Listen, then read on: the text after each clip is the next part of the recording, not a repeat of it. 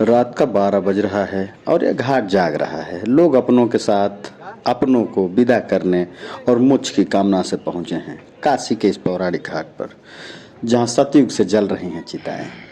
वाराणसी के सभी घाट बहुत ही मनोरम हैं, परंतु कुछ घाटों का पौराणिक दृष्टि से विशेष महत्व है। उनमें से हरिश्चंद्र घाट भी उल्लेखनीय है। यह घाट मैसूर घाट एवं गंगा घाटों के मध्य में स्थित है। हरिश्चंद्र घाट पर हिंदुओं के अंतिम संस्कार रात दिन किए जाते हैं। हरिश्चंद्र घाट के समीप में काशी नरेश ने बहुत ही भव्य भवन डोम राजा के निवास हेतु प्रदान किया था। यह परिवार स्वयं को पौराणिक काल में वर्णित कालू डोम का वंशज मानता है। ऐतिहासिक हरिश्चंद्र घाट, जहाँ पर सत्यवादी राजा हरिश्चंद्र ने सौदा किया था अपने राज निर्वासन के कारण। राज्य के निवासी नहीं तो अपने हार गए थे ना, नहीं दान दे दिए थे, दान दिए थे, उसके बाद दान दे रहे थे और यहीं पर सौदा किए। राजा डोम के देख रेख में उनके अनुचर के रूप में रहे और ये तो बाद में आधुनिक करके जेल संचालित है, लेकिन सरकारी नौकरी से यहाँ पे सौदा किए जाते हैं।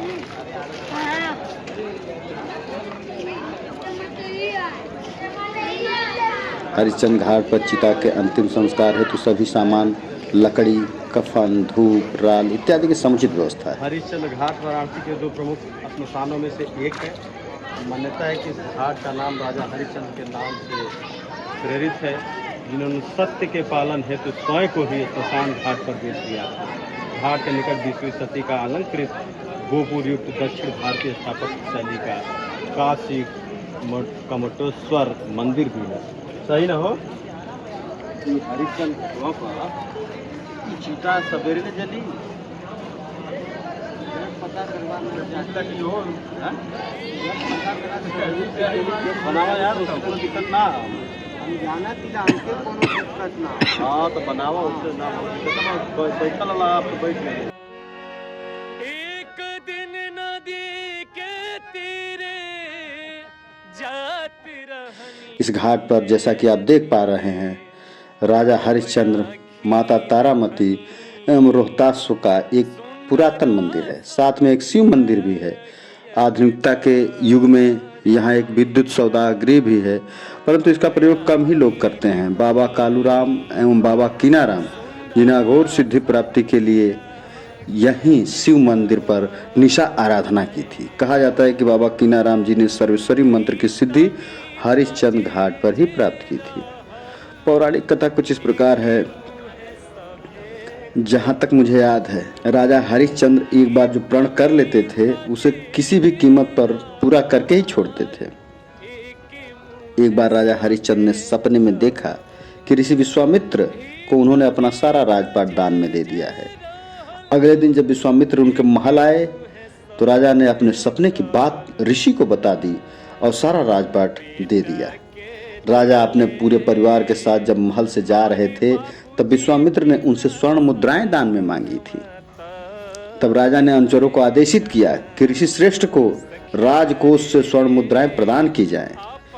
तब ऋषि ने कहा कि यह राजकोष दान कर चुके हैं राजन, और दान की गई चीजें वापस नहीं दी जाती।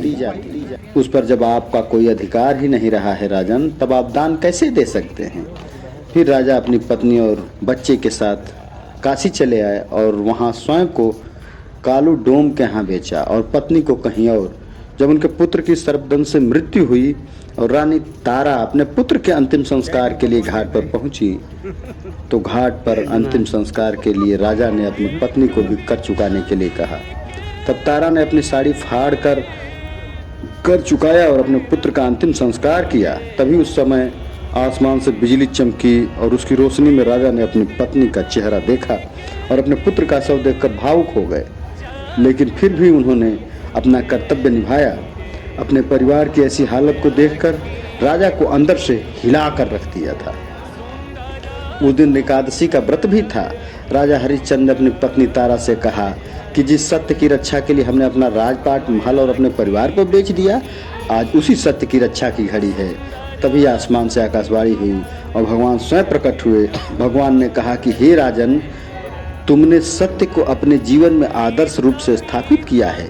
तुम इतिहास में अमर रहोगे और तुम हर परीक्षा में जीत जाओगे।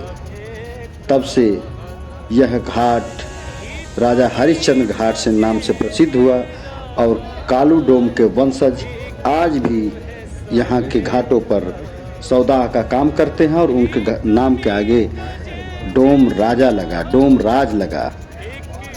और इस घाट पर चिताएं अनवरत जलती रहती हैं। लोग मोक्ष की कामना से यहाँ आते रहते हैं।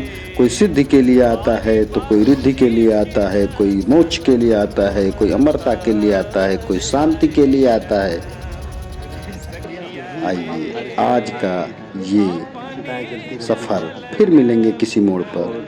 ये अग्नि शांत नहीं होती है। अब तो यहाँ पे भी कि सखिया रे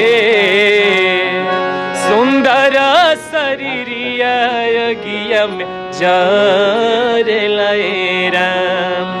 सखिया रे सुंदर शरीरिया यज्ञ में जार